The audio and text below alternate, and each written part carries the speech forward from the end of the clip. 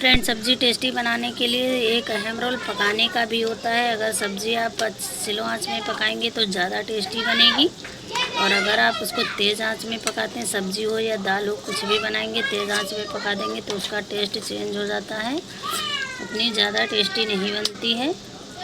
Hello friend, आप लोग कैसे हैं? आशा करते हैं आप लोग अच्छे होंगे। सभी लोगों को राधे कृष्णा। तो आज हम बनाएंगे करेला भरवा करेला, जिसके लिए हमने आधा किलो करेले लिए हैं। तो आप लोग देख सकते हैं इस तरह से हमको ताज़े हरे करेले ले लेना है। तो चलिए, सबसे पहले हम इनको अच्छे तरीके से धुल लेंगे और धुलकर हम इनको बॉईल करेंगे। हमारे उबल चुके हैं, तो चलिए बनाना स्टार्ट करते हैं। तो करेले बनाने के लिए हमने प्याज ले लिया, तो 4-5 प्याज लिया छोटे साइज़ के। इनको हमने कट कर लिया क्योंकि हम मिक्सी में पीसेंगे, और मेरे अंगूठे में चोट लग चुकी है तो सिलबट पर पीसते नहीं बनता है। अगर सिलबट पर पीस कर यही मसाला बनाएंगे तो बहुत ज़्यादा टेस्टी बनते हैं। तो चलिए एक नए तरीके से करेले बनाते हैं। अगर आप लोगों ने फुल रेसिपी देख लिया तो आप लोग ज़रूर इसको बनाएंगे, बहुत ज़्यादा टेस्टी बनते हैं। तो ये हमने एक मुट्ठी के करीब लहसुन छीला हुआ है, और ये है पंचफोरन मसाला। इसे हमारे पास पहले से पिसा हुआ रखा था, तो हम इसी को डालेंगे क्योंकि सिलवट पर पीसते नहीं बनता है। अंगूठे में बहुत ज़्यादा दर्द हो रहा है, देख से काफ़ी ज़्यादा अंगूठे में चोट लगी है। इसको रख देते हैं साइड में। तो अब हम सबसे मेन ज़रूरी ले लेते हैं चीज़, ये है भुना चना।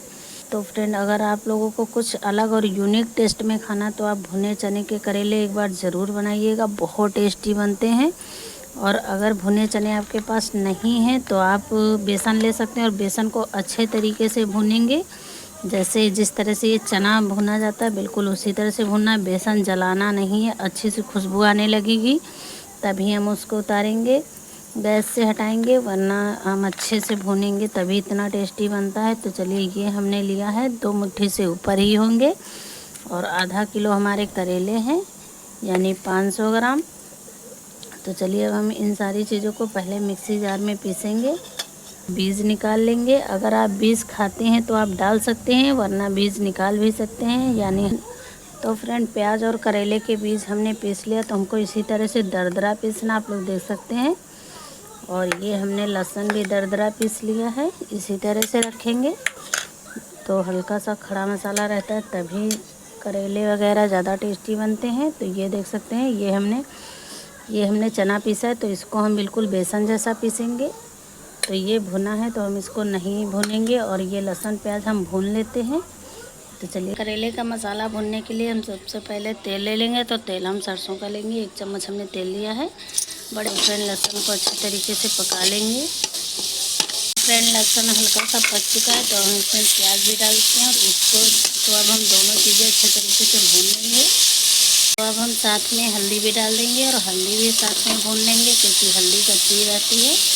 तो अच्छे से पक चुका है, तो अब हम इसमें मसाला ऐड कर देते हैं।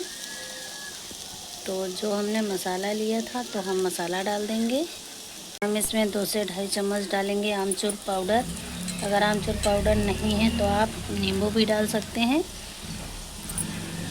तो गैस फ्लेम इसमें ये हमने जो चने भून के रखे हुए हैं इनको भी डाल देते हैं। अब हम इसमें स्वाद अनुसार नमक डालेंगे, और साथ में इसको भी मिक्स कर लेंगे। तो सारा मसाला हमको इस तरह से मिक्स कर लेना है। तो चलिए अच्छे से मिक्स कर लेते हैं।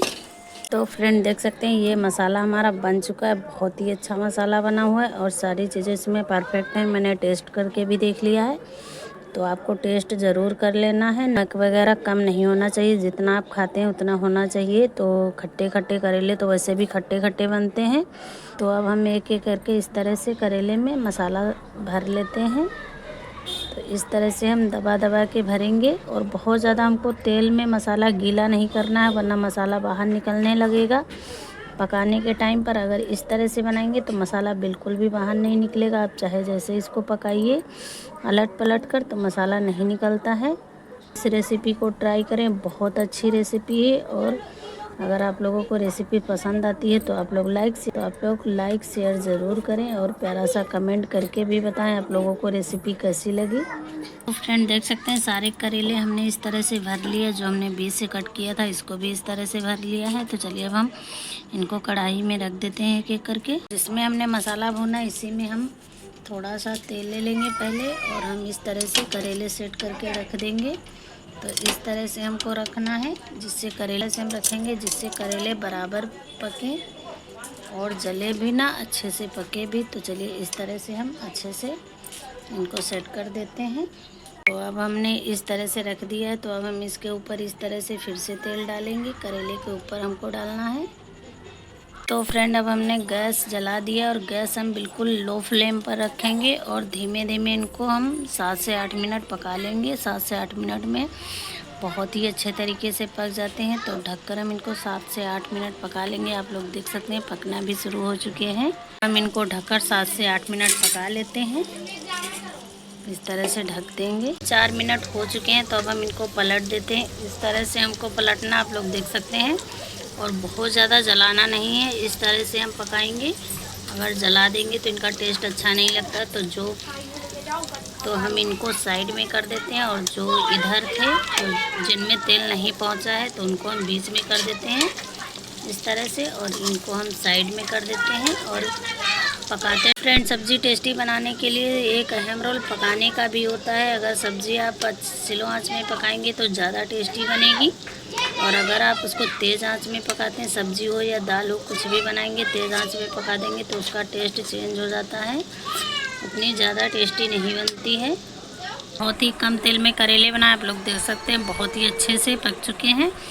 तो करेले हमारे बनकर तैयार हो चुके हैं। तो आप लोग इस तरह से ज़रूर एक बार बना कर देखिएगा, बहुत अच्छी रेसिपी बनती है।